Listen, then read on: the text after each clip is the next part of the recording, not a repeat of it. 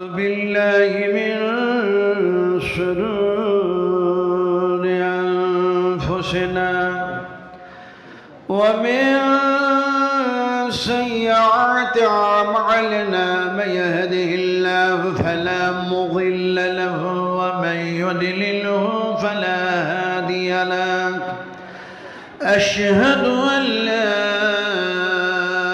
إله إلا الله وحده لا شريك له أشهد أن محمدا عبده ورسوله الذي أرسله بالحق بشيرا ونذيرا وداعيا إلى الله بإذنه وسراجا منيرا فقد قال الله تبارك وتعالى في كلامه المجيد والفرقانه الحميد أعوذ بالله من الشيطان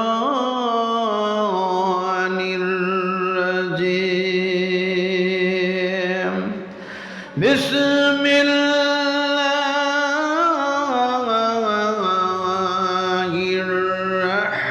الرحمن الرحيم إن الله وملائكته يصلون على النبي يا أيها الذين آمنوا صلوا عليه وسلموا تسليما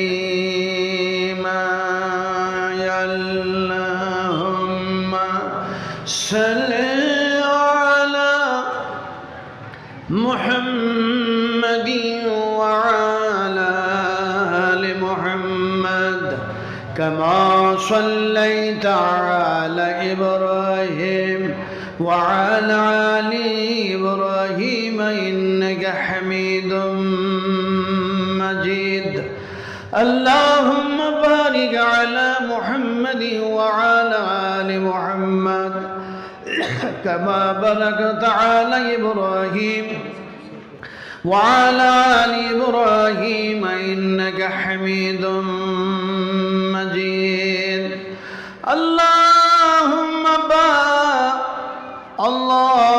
اغفر لنا وللمؤمنين والمؤمنات والمسلمين والمسلمات الأحياء والأموات हमारे दुआ है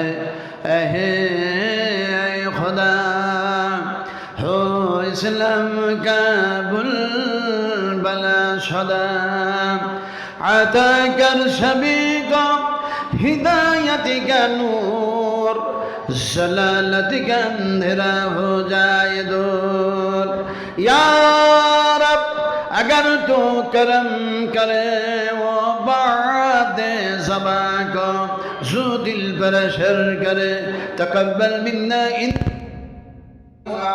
وتب علينا إنك أنت التواب الرحيم سبحان ربك رب العزة عما يصفون وسلام على المرسلين والحمد لله رب العالمين সম্মানিত আজকার মাহে রমজান বা বরকতপূর্ণ মাসের 17 রোজা গত 18 রাত্রির জলসার আজকে যিনি সভা পরিচালনা করছেন আলাপাক করাচ্ছেন একজন যোগ্যতা আলিমে দ্বীন এমন একজন সভাপতি যিনি সভা পরিচালনা করছেন তেনাকে অনেক প্রেসার পেতে হয়, ব্যাগ পেতে হয়, অনেক কিছু মাথার মধ্যে এনে সভা সুষ্ঠু শান্তভাবে পরিচালিত করতে হয়। আল্লাহ পাক সেগুলো এনেই দেন। ফলে তিনি আমার কাছে, আমাদের কাছে, সকলের কাছে সম্মানের পাত্র। তাই তিনাকে সম্মান শ্রদ্ধা সভাপতি মহাশয়কে জানাইয়া সামনে বসে থাকা ইসলাম দরদি ভাতৃবৃন্দবর যারা আছেন এবং পর্দার আড়ালের মা বোনেরা যারা বসে আছেন পর্দার মধ্যে, সকলকেই জানাচ্ছি আমার আন্তরিক ভালোবাসা, অভিনন্দন, শুভেচ্ছা সব কিছু জানাইয়া সর্বপ্রথমে সেই আল্লাহ পাকের প্রশংসা আদায় করছি যে আল্লাহ পাকের দয়ার শেষ নাই, যে আল্লাহ পাকের করুণার শেষ নাই, যার এমনি করে অনুগ্রহের শেষ নাই, যার কৃপার শেষ নাই। তিনি হচ্ছেন আমাদের খালিক, তিনি হচ্ছেন আমাদের মালিক, তিনি হচ্ছেন সকলের স্রষ্টা। ফলে সেই আল্লাহর প্রশংসা আমাদের সকলই করাটাই একেবারে পরিহার্য, অত্যন্ত জরুরি। সেই হিসাবে আমি তার গোলাম হিসাবে পড়ে নিচ্ছি আলহামদুলিল্লাহ। আপনারা পড়বেন না? যারা বসে আছেন আপনারা পড়বেন না? একটু সবাই মিলে বলুন আলহামদুলিল্লাহ। এই যে আলহামদুলিল্লাহ পড়লাম, যার প্রশংসা করলাম তার নাম হচ্ছে আল্লাহ। তার নাম কি বলুন? তার নাম হচ্ছে আল্লাহ। এখন তিনি এমন এক আল্লাহ যে আল্লাহ পাক শুধু তিনার পক্ষ থেকে দয়া, অনুগ্রহ, কৃপা এগুলি অবতীর্ণ করলেন না, বরং বিশ্ব মানবের কল্যাণের জন্য সাইয়্যিদুল মুরসালিন খাতিমুন নবীন মুহাম্মদুর রাসূলুল্লাহ সাল্লাল্লাহু আলাইহি সাল্লামকে প্রেরণ করলেন। যার প্রশংসা করলাম সেই আল্লাহর হাবিব, তিনি হচ্ছেন আমাদের নবী। তিনার প্রতি দরুদ ও সালাম অবতীর্ণ হয়ে যাক। আমরা সকলে পড়ে নিই আল্লাহুম্মা আমিন। বন্ধুগণ, আমরা কোরআন হাদিস থেকে ওলামারা ওয়াজ ও নসিহত করি আর শ্রোতা বিন্দুরা শুনে থাকেন। এখন অনেক আলোচনা হয়, অনেক শোনা হয়, কিন্তু যত আলোচনা হয়, যত শোনা হয়, যদি ঠিক সহিহ হাদিস এবং কোরআন মাফিক আমরা সেইভাবে শোনার পর বলার পর আমল করতাম, আমাদের জীবনকে আমরা পরিচালিত করতাম, তাহলে কি আমরা কোনো সমস্যার সম্মুখীন হতাম না? যদিও হতাম, তাহলে পরে আল্লাহ সুবহানাহু তাআলা আমাদের প্রতি দয়া, অনুগ্রহ আর কৃপা করে আমাদের সমস্যার সমাধান কোরআনের আলো দিয়ে, সেই সুন্নাহর আলো দিয়ে সেটাকে সমাধান করে দিতেন। কিন্তু আজকে বড় দুঃখের বিষয়, আজ বড় যেন দেখা যায় আক্ষেপের বিষয় যে আজকে আমরা বলি যত, শুনি যত, আমল ততটা করি না।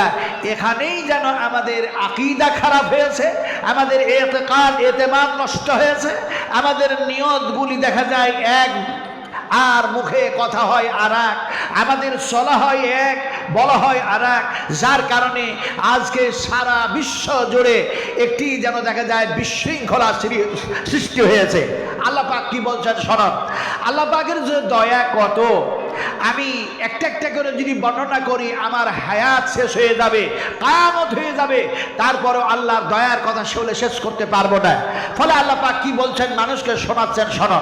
আল্লাহ পাক বলছেন হুয়াল্লাযী জাআলা লাকুমুল আরদা দালুলান ফামশু ফি মানাকিবিহা ওয়া কুলু মিন রিজকিহি ওয়া ইলাইহিন নুশুর। আল্লাহ সুবহানাহু তাআলা তিনি এমন এক আল্লাহ যে মানুষগুলিকে বলছেন শুধু যারা রোজা করছি অথবা সালাত নামাজ আদায় করছি, যারা এক আল্লাহর প্রতি ঈমান বিশ্বাস স্থাপন রেখেছি, এরাকে লক্ষ্য করে না। আল্লাহ পাক সমস্ত জাতি, সমস্ত মানুষগুলিকে লক্ষ্য করে বলছেন, ও পৃথিবীর মানুষেরা শোনো, আমি আল্লাহ তো তোমাদের সেই আল্লাহ, আমি স্রষ্টা তো সেই স্রষ্টা, যে আল্লাহ আমি তোমাদের প্রতি দয়া অনুগ্রহ করে তোমাদের জন্য জমিনটাকে আমি প্রশস্ত করে দিয়েছি। সুবহানাল্লাহ ওয়া বিহামদিহি সুবহানাল্লাহিল আযীম। আল্লাহ পাকের দয়ার দিকে লক্ষ্য করো। আজ বিংশ শতাব্দীর যুগে, যান্ত্রিক সভ্যতার যুগে, সায়েন্সের যুগে, বৈজ্ঞানিকের যুগে, কম্পিউটারের যুগে মানুষ এত শিক্ষিত হলো যে দেখা যায় আকাশ ছোঁবে না, তারপরে ছোঁয়ার ইচ্ছা করে। সেই জামানার মানুষেরা আজকে দেখা যায় বিভিন্ন অবদানের দিকে লক্ষ্য করে, কিন্তু আল্লাহ পাক বলছেন আমার অবদানের দিকে লক্ষ্য করো। এই জমিনটাকে শুধু প্রশস্ত করে দিই নাই, বরং এই জমিনটারে তোমাদের জন্য স্থির করে দিয়ে আমি আল্লাহ পাক কি করেছি, তোমাদের প্রতি দয়া অনুগ্রহ করেছি যে তোমরা এর ওপরে শুধু দেখা যায় কল কারখানা, এর ওপরে ফ্যাক্টরি, এর ওপরে রাস্তাপথ, এর ওপরে দেখা যায় এমনি করে দেখা যায় বিভিন্ন সব চাষবাস, শুধু এগুলি না, আমি আল্লাহ সুবহানাহু তাআলা তোমাদের জন্য এই জমিনটাকে এত বড় করে দিয়েছি। এই জমিনে তোমরা ফাসাদ করো না, ফিতনা করো না, বিশৃঙ্খলা করো না, অশান্তি করো না, বরং এই জমিনে তোমরা চলাফেরা করো। আমি আল্লাহ পাক যা রিস্ক দিয়েছি, খাবার দিয়েছি, সেগুলি খাও আর গোলামি করো আমার। গোলামি করবেন কার? একটা কথা বলুন, গোলামি কার করবেন? ওই যুবকের আর একটু জোরে বলতে হবে। কিন্তু হোলি খেলেও তো গোলামি করা যায়। এই হোলি খেলা হয়েছে না হয় নাই? হয়েছে। চিন্তা করুন, আল্লাহ পাক তার দয়ার কথা পৃথিবীর মানুষকে শোনাচ্ছেন। পৃথিবীর মানুষেরা আমি আল্লাহ পাক তোমাদের প্রতি কি অনুগ্রহ করেছি, কৃপা করেছি, ফলে তোমরা আমার জমিনে চলাফেরাও করো, আমার দেওয়া খাবারগুলি খাও, যেগুলিকে বৈধ করেছি, হালাল করেছি, তোমাদের জন্য জায়েজ করে দিয়েছি, সেইগুলি খাও। যেগুলি তোমাদের জন্য অবৈধ করে দিয়েছি, ওগুলি থেকে তোমরা বিরত থাকো। এখন আল্লাহ সুবহানাহু তাআলা এতগুলি কথা বলার পর তিনি বলছেন আবার তোমাদেরকে আমার কাছেই ফিরে আসতে হবে। এখন যে আল্লাহর কাছে ফিরে যাব সেই আল্লাহ কয়জন? কথা বল, আল্লাহ কয়জন? কথা বলেন এরা। লা ইলাহা ইল্লা হুয়া ইলাইহিল মাসির। আমার আল্লাহ হচ্ছেন একজন, আল্লাহ একজন ছাড়া কেউ না। যদি পৃথিবীর মানুষকে যদি বলা হয় এক, লেখা হলো এক, আর এই একটাকে যদি পৃথিবীর মানুষকে বলা হয় এটা দুই, পৃথিবীর মানুষ মেনে নেবে? এমনি করে দেখা যায় একটি যদি দুই বলে পৃথিবীর কোন মানুষ মেনে না নেয়, সে শিক্ষিত হোক চাই অশিক্ষিত হোক, পণ্ডিত হোক চাই দেখা যায় বেপণ্ডিত হোক, এই এক লেখাটাকে কেউ যদি দুই বলে না মেনে নেয়, তাহলে আল্লাহ সুবহানাহু ওয়া তাআলা বলছেন আমি আল্লাহ হলাম এক, আমি একজন, একের মোটেও যেন বেশি নয়। ফলে আমি আল্লাহ সুবহানাহু ওয়া তাআলা তোমাদেরকে যে সিস্টেমে চলতে বলি, যে নিয়মের উপরে চলতে বলি, যে পদ্ধতির উপরে চলতে বলি, আমি আল্লাহ আমার হাবিবকে দিয়ে সেগুলির ট্রেনিং দিয়েছি, আমার রাসূলকে দিয়ে ট্রেনিং দেওয়া হয়েছে, আমার বিশ্বনবীকে দিয়ে তোমাদের কাছে সে কথাগুলি পৌঁছে দেওয়া হয়েছে। ফলে তোমরা সেই নবীর তরিকায় আমি আল্লাহর যেন দেখা যায় আইনগুলি তোমরা বাস্তবায়ন করবে জীবনে, জিন্দেগিতে, তাহলে পারে দুনিয়াতেও লাভবান হবে, আখেরাতেও তোমাদের কল্যাণ হয়ে যাবে। সুবহানাল্লাহ। আমরা এত বখিল মানুষ, একটু সুবহানাল্লাহ বললেন না? একটু সুবহানাল্লাহ। যার কথা শোনাচ্ছি তিনি পাক না না পাক, আর আমরা কি সাহস হচ্ছে না যে আমরাও পাক? ব্যাপারটা হচ্ছে এই জন্য সাহস হচ্ছে না। দেখুন প্রতি জুমাতে খুতবায় এই রমজান মাসে এমন কোন মসজিদ নাই যে দেখা যায় রমজান সম্পর্কে আলোচনা হয় না। কথা ঠিক না বেঠিক বলুন? কিন্তু এটা কি আলোচনা হয়? এটা কি আলোচনা হয় যে মানুষ তোমরা যখন রোজা শুরু করলা, প্রথম দেখা যায় তারাবির নামাজ শুরু হয়ে গেল, চন্দ্র দেখা হয়েছে অথবা ইত্যাদি ইত্যাদি, আমি কোনো মাসলা মাসাইলের ফতোয়ার দিকে যাচ্ছি না। এখন দেখা যায় আপনি প্রথম তারাবি চালু করে দিলেন, শুরু করে দিলেন, নামাজ আদায় করলেন, সালাত আদায় করলেন। এরপরে দেখা যায় শুভ সাদেকের ওয়াক্তের আগেই সাহারি আপনি খেয়ে নিলেন। কিন্তু এটা কি আপনি নিয়ত করেছেন আয় আল্লাহ এই রমজান মাসে এমনি করে তারাবির নামাজ আদায় করলাম আর সাহারি খেলাম আর নিয়ত করে নিলাম এটাই, জীবনে জিন্দেগিতে আর কখনো আমরা নামাজ ছেড়ে দেব না। জীবনে জিন্দেগিতে আর কখনো অন্যায় করব না। তার মানে অন্যায় বলতে আপনাদেরকে খুচরো করে কি বলা লাগে নাকি? শরাব পান করব না, বিড়ি পান করব না, চুরি করব না, ঘুষ খাব না, ঘুষ দেব না, সুদ নিব না, সুদ খাব না। এক কথায় আল্লাহ পাক যে সমস্ত অন্যায় থেকে বাঁচার কথা বলেছেন সেইগুলি জীবনে জিন্দেগিতে আর করব না। তওবা করলাম, ইস্তেগফার করলাম, আল্লাহ এই যে তোমার মসজিদে ঢুকে গেলাম তোমার গোলামি করার জন্য, এরপরে আর যতদিন তুমি হায়াতে জীবিত রাখবে কখনো আমরা আর যেন অন্যায় কাজের দিকে অগ্রসর হব না। এই নিয়ত আমরা কজন করেছি বলো? কজন করেছি? শুধু নিয়ত হয়েছে এটা, যেমনে বলে রমজান এসছে চলো ভাই রোজা রাখি, চলো ভাই তারাবি পড়ি, যেমনে রমজান মাস শেষ ওর নিয়ত ঠিক নাই, ওর আকীদা ঠিক নাই, ওর যেন দেখা যায় ইতিকাদ ইতিমাদ ঠিক নাই। ও বলেই দিয়েছে রমজান মাসটা কোন রকম চালাবো, তারপরে অন্য মাসে সব কিছু করবো। কথা বুঝেন কি? তোমার এই রোজা কতটুকু আল্লাহর দরবারে কবুল হবে আমি নাসবে আলাম জানি না। তবে নিয়ত যদি খারাপ হয় তাহলে তার পরিণাম, তার ইন্তেকাম, তার ইন্তজাম, তার ফলাফল, তার রিজাল্ট অত্যন্ত খারাপ হয়ে যাবে। কেমন হবে? এটা ঘটনার মাধ্যমে বোঝায়। বুখারী শরীফ হাদিস। একটি মানুষ নিয়ত করলো আমি ইসলাম কবুল করব, কিন্তু ইসলাম কবুল আমি সেই ইসলাম গ্রহণ করব না উমরের মতো, আবু বকরের মতো, উসমান গনির মতো, এদের মতো না। আমি ইসলাম কবুল করব, আর ইসলাম কবুল করার বিনিময়ে যদি আমি একটা খুব ভালো ইনকামিং সোর্স, ইনকামের একটা জায়গা যদি তৈরি করতে পারি, আর আমাকে যদি ভালো লাগে তাহলে ইসলামের মধ্যে থাকবো, নইলে আবার আমার ধর্মে আমি ফিরে আসবো। এটা হলো ওর নিয়ত। যেমন আমাদের নিয়ত এই রমজান মাসে এসছে, রোজা রাখবো, তারাবি পড়বো, সাহারি খাবো, ইফতারি করবো, মসজিদে যাবো। রমজান মাস শেষ, আমার আর ভালো লাগে না, আমি মসজিদ যাবো। এটা ওই যে আমাদের নিয়ত এরকম। তো এখন সে লোকটা বলছে আমাকে যদি ভালো লাগে তাহলে ইসলামে থাকবো, আর নইলে আমার ধর্মে আবার ফিরে আসবো। রাসূল আকরাম সাল্লাল্লাহু আলাইহি ওয়াসাল্লামের কাছে চলে গেল। মানুষটি ওই রকম নিয়ত করে, ওই যে আমাদের যেমন নিয়ত, কথা বুঝলেন কিনে, এই নিয়ত করে চলে গেছে। চলে যাওয়ার পরে নবীজিকে বললেন ইয়া রাসূলুল্লাহ আমি ইসলাম কবুল করতে চাই। নবীজি যেন বললেন পড়ে নাও, আশহাদু আল্লা ইলাহা ইল্লাল্লাহু ওয়া আশহাদু আন্না মুহাম্মাদান আবদুহু ওয়া রাসূলুহু। কালমায়ে শাহাদাত পড়ে নিল। আল্লাহ একজন নবীজি মুহাম্মদ সাল্লাল্লাহু আলাইহি ওয়াসাল্লাম তার সাক্ষী সব দিয়ে দিল, ইসলাম কবুল করে নিল, নামাজ শুরু করলো, সালাত আদায় করতে লাগলো, এমনি করে তাসবিহ তাহলিল পড়তে লাগলো। এত সুন্দর দেখে মনে হয় এই তো টাটকা ইসলাম কবুল করেছে। আর এই যেন নতুন যেন মুসলমান, মুসলিম সে দেখা যায় ইসলামের আরকান, আহকাম, নিয়ম পদ্ধতি সব কিছু মেনে যেন চলতেছে।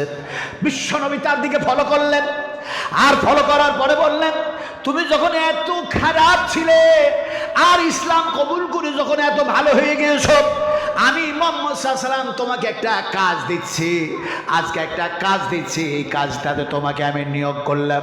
কাজ দিলেন কি শুনুন ভালো করে, আমার মায়েরা, আমার বোনেরা, আমার ভাইরা, আমার বাবাজিরা, বন্ধুবরেরা, সহিহ হাদিস শোনাচ্ছি ভালো করে শোনো। নবীজি কাজ দিলেন, কাতিব লেখার কাজে যুক্ত করলেন। বলে আমি মুহাম্মদ সাল্লাল্লাহু আলাইহি ওয়াসাল্লামের দপ্তরে থাকো, আর তুমি লেখালেখির কাজ শুরু করে দাও, হিসাবের কাজ শুরু করে দাও। লোকটা যেন সেই কাজে নিয়োগ করা হলো, সেই লোকটা সেই কাজগুলি করতেই থাকলো। বেশ কিছুদিন পরেই দেখা যায় হঠাৎ যেন বলে আমি তো নিয়ত যেটা করেছিলাম সে নিয়তের আমি উল্লঙ্ঘন করব না।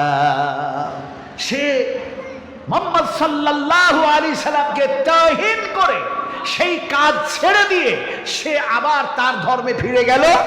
লোকটা ছিল ইহুদি, লোকটা ছিল খ্রিস্টান, ইসলামের সবচেয়ে বড় সত্য, কোরআনের সবচেয়ে বড় সত্য, এমনি করে দেখা যায় আল্লাহ রাসূলের সবচেয়ে বড় দুশমন, সে যেন দেখা যায় আবার পুনরায় তার ধর্মে ফিরে চলে গেল। এখন ফিরে যখন গেল, জনগণ জিজ্ঞেস করে তুমি কেমনে গেলা, ইসলাম কবুল করলে আবার তুমি ইসলাম থেকে ফিরে চলে আসলে, হলো নাকি তোমার? সে বলতে শুরু করলো, মুহাম্মদের কাছে গেলাম আর দেখলাম মুহাম্মদ কিচ্ছু জানে না। জরিবন নাউজুবিল্লাহ। সে বলতে শুরু করলো মুহাম্মদ সাল্লাল্লাহু আলাইহি ওয়াসাল্লাম কিচ্ছু জানে না, আমি যা লিখতাম, আমি যা লিখে দিতাম সেগুলি তোমাদের সামনে বয়ান করতো। জরিবন আস্তাগফিরুল্লাহ।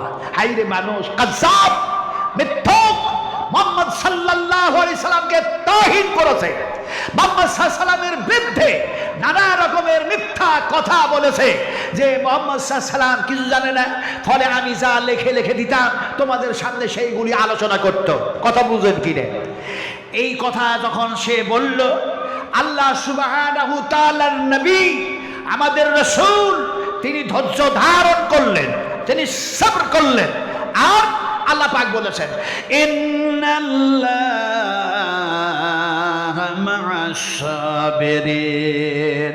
নবীজি তুমি কার কথা বলো, তুমি কোন কথা বলো, তোমার কাছে কি কথাগুলি পৌঁছে যায় আমি আল্লাহ সব জানি, কিন্তু আমার যেন দেখা যায় সেই দুশমন আমার বান্দা, দুশমন আমার শত্রু যা বলতেছে তোমার বিরুদ্ধে ওটাও আমি জানি। ফলে শোনো মুহাম্মদ আমার হাবিব, তুমি এই ব্যাপারে চিন্তিত হইও না, আমি অবশ্যই আমি আল্লাহ এর যেন দেখা যায় দুনিয়াবি আর উখরাবি একটা যেন রেজাল্ট করে রেখে দিয়েছি, ফলাফল, এর ইন্তেকামের ব্যবস্থা আমি আল্লাহ পাক রেখে দিয়েছি। এখন দেখা যায় নবীজি ধৈর্য ধারণ করলেন, আর সে মানুষগুলিকে এই কথা বলে ইসলাম থেকে পিছপা করতে শুরু করলো। অন্যরা যারা ইসলাম কবুল করেছেন তাদের যেন মন ভাঙার চেষ্টা করতে শুরু করলো। এমন সময় দেখা যায় তার দিন আর বৎসর গত হতে হতে হতে হঠাৎ যেন দেখা যায় মালিকুল মউত এসে গেল। মালিকুল মউত আসলো। মালিকুল মউত এসে সেই মুরতাদ, সেই বিদঈন, সেই খ্রিস্টান, সেই ইহুদির যেন মউত হয়ে গেল। আমি ছোট্ট করে ঘটনাটা বলছি, হাদিসটা শোনাচ্ছি। মৃত্যু হয়ে গেল। এখন তারা যেন দফন করলো, মাটির মধ্যে শুয়ালো। আমরা মানুষ মারা গেলে আমরা কি করি, কবর দিই না, দিই না ভাই? হ্যাঁ, কবর দেন না, দেন না, দেন তো। আচ্ছা, এখন যদি মানুষ মারা যায় তাহলে আপনারা ঢোল বাজান, তাবলা বাজান, হারমোনিয়াম বাজান, গান টান করেন, কিন্তু করে। মানুষ মরলে এক শ্রেণীর মানুষ আছে তারা দেখা যায় ঢোল তাবলা গান বাজনা করতে করতে কোথায় নিয়ে যায় বলুন? শ্মশান ঘাটে। কিন্তু তাদের মধ্যে এমন এক শ্রেণী, এমন একজন মানুষ মৃত্যুবরণ করলো, মৃত্যু মুখে পতিত হলো, আল্লাহ পাক মওত দিলেন, তার দেখা যায় শ্মশান ঘাটে নিয়ে যাওয়া হলো না। তার লাশটাকে, তার ডেড বডিটাকে যেন মিউজিয়ামের মধ্যে রাখা হয়ে গেল, তার শ্মশানে পোড়ানো হলো না, মাটিও দেওয়া হলো না। ওটা আপনাদের এই পশ্চিমবঙ্গের মুখ্যমন্ত্রী জ্যোতিবাবু। কথা বুঝেছেন না বুঝেন নাই? আমার ভাইরা, কথাটা বলতেছিলাম। এখন তার সিস্টেমটা এরকম হলো, মিউজিয়ামের মধ্যে রাখো। আমরা মুসলমান আমাদের মধ্যে কাউরি মারা গেলে হয় দেখা যায় এমনি করে কবরের মধ্যে শোয়ানো হয়, আর যদি দেখা যায় সাগর, দেখা যায় হজে যাচ্ছি কিংবা সেই সফরে, তাহলে সেখানে জানাজা পড়ে সাগরের মধ্যেই দফন করে দেওয়া হয় ইত্যাদি। যাক, এখন দেখা যায় আমরা যখন লাশ নামাই তখন দেখা যায় মাথাটা পূর্ব দিকে করি না পশ্চিম দিকে করেন? কোন দিকে করেন বলুন? আমাদের কেউ যখন মারা যায় কবরে শোয়াবার সময় উত্তর দিকে মাথা রাখেন না দক্ষিণ দিকে, পশ্চিম দিকে না পূর্ব দিকে, কোন দিকে রাখেন? এই কথা বলে না মানুষ? পশ্চিম দিকে মাথা রাখেন মানুষ মারা গেলে কবরে। মানুষ কথাই বুঝে না আমার ভাইরা। কথাটা বলতেছিলাম, এইটা হলো যেন দেখা যায় এমনি করে উত্তর, আর এই দিকটা যদি হয় দক্ষিণ, তাহলে আমরা দেখা যায় দক্ষিণ দিকে এমনি করে যেন দেখা যায় পা দুইখানি রেখে উত্তর দিকে মাথাটা দিয়ে যেন তাকে শুইয়ে দেওয়া হয় কেবলামুখী করে। আমি ওখানেও কোনো মাসলার দিকে যাচ্ছি না, কার কি ফতোয়া আছে তাও আমি বলছি না, কিন্তু আমি দেখলাম আরবের মাটিতে যখন বাইতুল হারাম কাবা শরীফের মধ্যে থেকে জানাজার নামাজ পড়া হচ্ছে, আর বা তারপরে খামসা ইত্যাদি ইত্যাদি, মানে যটা ডেড বডি তটা যেন ওইভাবে বলা হচ্ছে 4, 5, 8, 10 একসঙ্গে জানাজা হচ্ছে। তারপরে যেন দেখা যায় ডেড বডিগুলো নিয়ে যাওয়া হচ্ছে আপনার মোটর ভ্যানে করে। কথা বুঝেন কিনে? আমি নিজের স্বচক্ষে দেখে আসলাম। ওই যে আপনাদের এখানে আমি এসে বলেছিলাম গত বছরে যে আমি যদি যাই আল্লাহ পাক নিয়ে যাচ্ছেন, সব কিছু কমপ্লিট, আপনাদের জন্য দোয়া করব, তাও করেছি, আমি সে কথা আর ঘুরিয়ে বলছি না। তো দেখলাম যে সেগুলিকে আনা হলো, কিন্তু দেখা যায় সব শোয়ানো হয়েছে উত্তর আর দক্ষিণ করে। কিন্তু সেই দিনের সত্য ইসলামের দুশ্মন, নবীর দুশ্মন, তাকে যখন শোয়ানো হলো দেখা যায় পশ্চিম দিকে মাথা আর পূর্ব দিকে পা, এই করে যেন তাকে কবর দেওয়া হলো। আজও যদি আপনি দেখতে চান তাহলে খ্রিস্টানদের কবর দেখতে যান, পূর্ব পশ্চিম করে যেন আছে, কিন্তু মুসলমানদের কবর কি পূর্ব পশ্চিম করে? জি না। এখন কথাটা বলতেছিলাম যে তাদের পূর্ব পশ্চিম করে কবর দেওয়া হয়েছে, তারা দিল। আল্লাহ রাব্বুল আলামিন মাটিকে অর্ডার করলেন, এই মাটি শোনো, আমি আল্লাহ তোমাকে সৃষ্টি করেছি। হুয়াল্লাযী জাআলা লাকুমুল আরদা আদলুলান ফামশু ফি মানাকিবিহা। আমি আল্লাহ এই জমিনটাকে প্রশস্ত করে দিয়েছি বিশ্ব মানবের জন্য, কিন্তু এই মানবটার জন্য, এই অধমের জন্য, এই শত্রুর জন্য, এই দুশ্মনের জন্য যে আমার নবীর শানে এমন কথা বলেছে, তার জন্য এই জমিনটা প্রশস্ত নয়। এই জমিনেরটার জন্য, তার জন্য খাটো আর ছোট করে দেওয়া নয়, বরং তোমার পেটের মধ্যেও তারে থাকতে দেওয়া হবে না। জমিন তাকে যেন বাইর করে ফেলে দিল। শেষ পর্যন্ত রাসূল আকরাম সাল্লাল্লাহু আলাইহি সাল্লামের কাছে গেল, যাওয়ার পরে বলে, এই মানুষটা বুঝি ইসলাম কবুল করেছিল বলে, একটি কাজ পেয়েছিল বলে, তারপরে তাকে ভালো লাগে নাই, সে যেন দেখা যায় তার ধর্মে ফিরে আসলো, তারপরে সে মারা গেল। তাই বলে কি আপনি মুহাম্মদ আর আপনার লোকজন এই মানুষটিকে কবর থেকে মাটি থেকে উঠিয়ে ফেলে দেবেন? কিন্তু আল্লাহর কুদরাতকে বুঝে, আল্লাহর কারিশমাকে বুঝে ওদের মাথাতে যেন এ আয়াত ঢুকে না, এ যেন কথা যেন তারা শোনে না, বুঝে না, মানে না। এমন সময় যেন দেখা যায় নবীজি বললেন করুণ স্বরে, শোনো আমার, এই আমার যেন দেখা যায় মদিনাবাসী, ও আমার যেন দেখা যায় কাছের মানুষ, শোনো ভালো করে, যাকে তোমরা কবরের মধ্যে শুইয়াছো আর কবর থেকে এমনি করে যাকে জায়গা ফেলে দেওয়া হয়েছে বাইরে, আমার কোনো সাহাবার কাজ নয়, আমার কোনো সাহাবীদের কাজ না।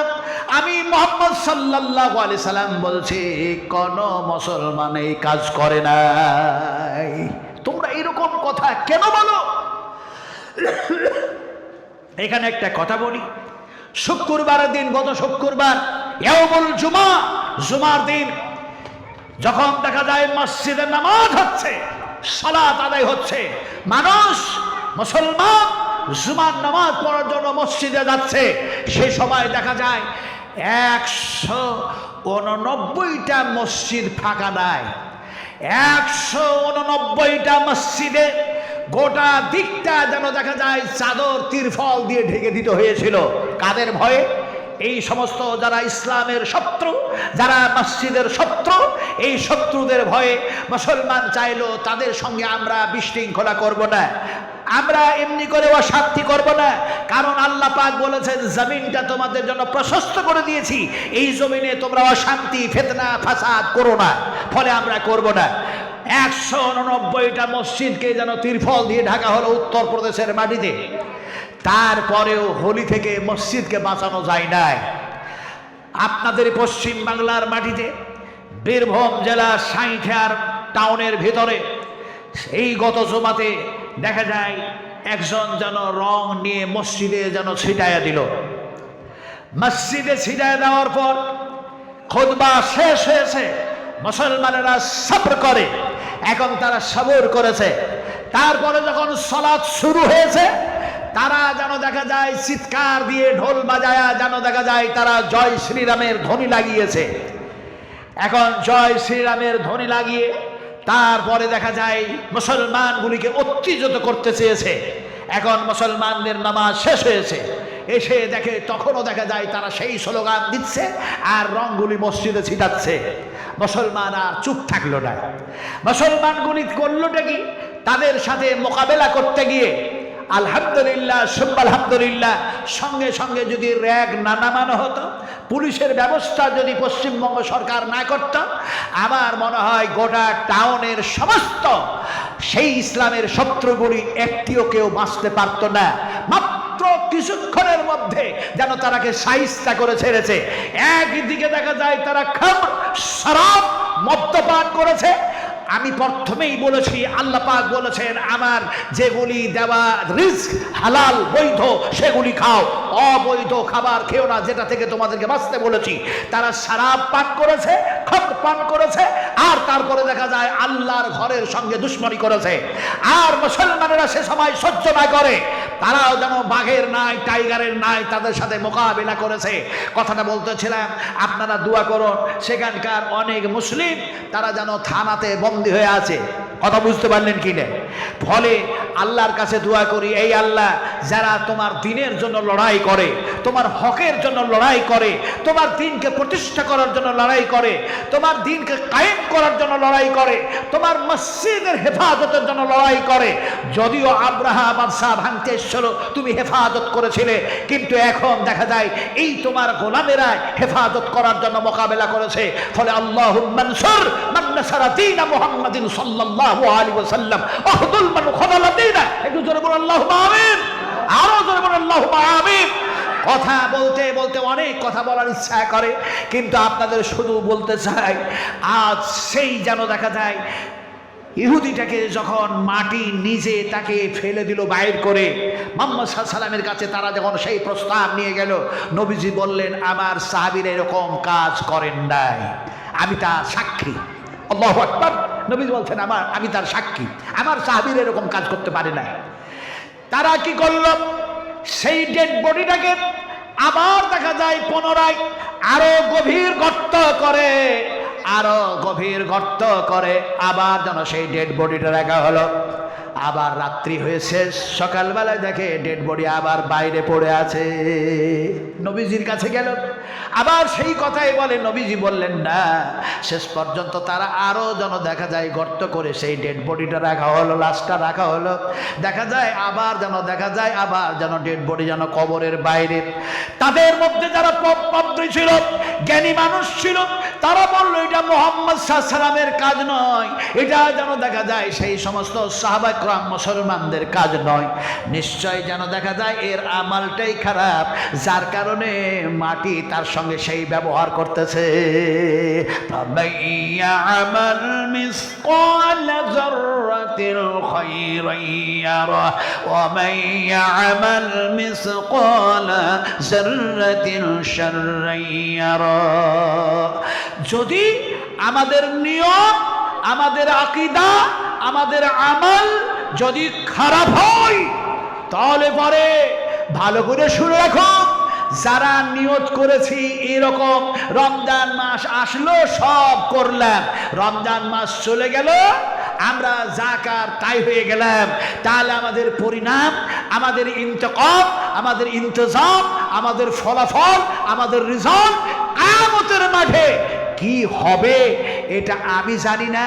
তবে আল্লাহ পাক বলছেন, তুমি যে নামাজ পড়লে রোজার মাসে, তুমি যে রোজা রাখলে ঠিক, তুমি সাহারি খেলেও ঠিক, ইফতারি করলেও ঠিক, রোজার নিয়ত করলেও ঠিক, সব করেছো, তারপরে তুমি যে আবার খারাপ করেছো, এর জন্য তোমার এই ভালো আমলগুলিকে একটি পাল্লায় চাপানো হবে। আর তুমি যে খারাপ করেছো সেটা কোথায় চাপানো হবে বলো বলো? আর এক পাল্লায় চাপানো হবে। এরপরে কি হবে? এরপরে ওজন করা হবে। ওয়াল ওয়াজনু ইয়াউমাইযিনিল হক فمن ثقلت موازينه فأولئك هم المفلحون فأولئك هم الخاسرون অবস্থাটা কি হবে ওজন করা হবে কিন্তু দেখা যায় নিয়ত খারাপ ছিল বলে নিয়ত খারাপ ছিল বলে রমজান মাসে সব ভালো কাজ করেছি এরপরে রমজান মাস যখন আসলো তারপরে জীবন পেলাম আর দেখা যায় যা মন তাই করেছি এই নিয়তটা খারাপ থাকার কারণে দেখা যায় নেকির পাল্লা হালকা হয়ে যাবে আর যেন গুনার পাল্লা যেন ভারী হয়ে যাবে তাহলে পারি রমজান মাসের রোজা কি হলো আমার যেন এমনি করে সিয়াম কি হলো আমার যেন দেখা যায় তাসবিহ পড়া কি হলো আমার কোরআন তেলাওয়াত কি হলো আমার সিজদা রুকু কি হলো এক কথায় ভালো কাজগুলি কেন কোথায় নিয়ত নিয়ত নিয়ত আর এই নিয়তের কথাটা এই বাপটা ইমাম বুখারী রাহমাতুল্লাহ আলাইহি বুখারী শরীফের প্রথম খণ্ডেই প্রথমে হাদিসটাকে নিয়ে এসেছেন কারণ সমস্ত কাজ সমস্ত কর্ম আপনার সব কিছু নিয়তের উপরে দারোমদার করে থাকে কথাটা বলতেছিলাম আজ আমার ভাইরা নিয়ত একরকম আমাদের কর্ম আর এক রকম আমি আর একটা নিয়তের কথা শুনি ওই লোকটার নিয়ত